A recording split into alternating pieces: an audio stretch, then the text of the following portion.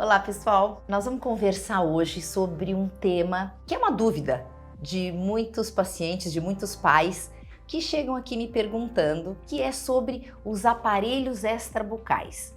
O que são os aparelhos extrabucais? São esses aparelhos fora da boca.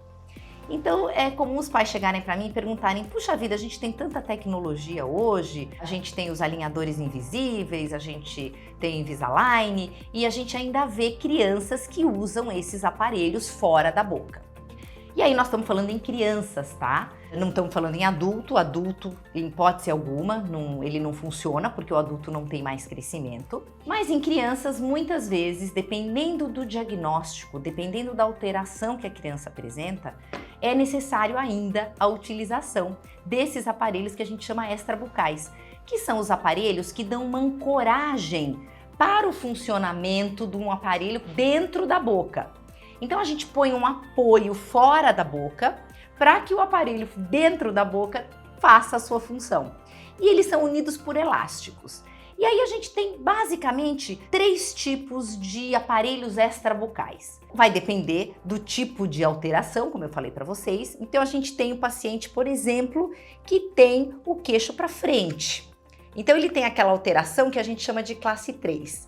E ele tem esse queixo para frente porque a maxila, que é a parte de cima, ela não está crescendo o suficiente.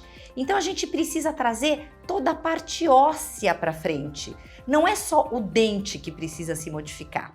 Nesses casos, a gente usa um aparelho fora da boca, que é uma máscara facial, que é presa por elásticos em um aparelho dentro da boca, que vai fazer uma força para trazer essa maxila para frente. Essa é uma máscara facial usada nesse tipo de alteração. E a gente às vezes ainda precisa usar. A boa notícia é que ela pode ser usada de 12 a 14 horas só por dia. Então a criança não precisa sair com essa máscara na rua. Ela pode usar em casa e para dormir. Uma outra situação é o aparelho extrabucal para fazer o contrário. Então as crianças que tinham, por exemplo, aquele que a gente falava, ele tá dentuço, os pais, ele tá muito dentuço, e dá aquela impressão que a parte de cima tá muito para frente em relação à parte de baixo. E aí, um outro aparelho extrabucal, que também era preso dentro da boca com um arquinho que vinha aqui por fora e preso na cabeça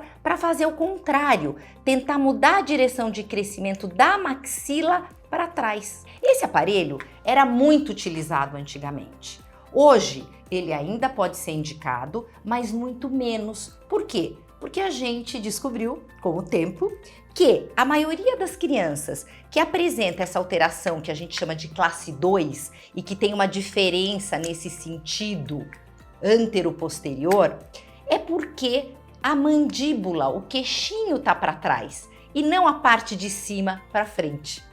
E aí, nesse caso, a gente não usa esse aparelho extrabucal, a gente usa um aparelho para estimular o crescimento do queixo para frente, para a gente tentar direcionar melhor esse crescimento.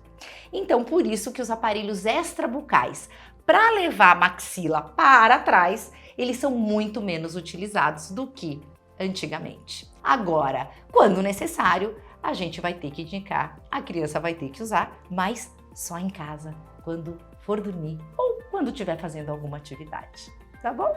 Espero ter esclarecido aí para vocês essas questões e a gente já volta com outras perguntas que normalmente chegam aqui pra gente. Tchau, tchau, até mais!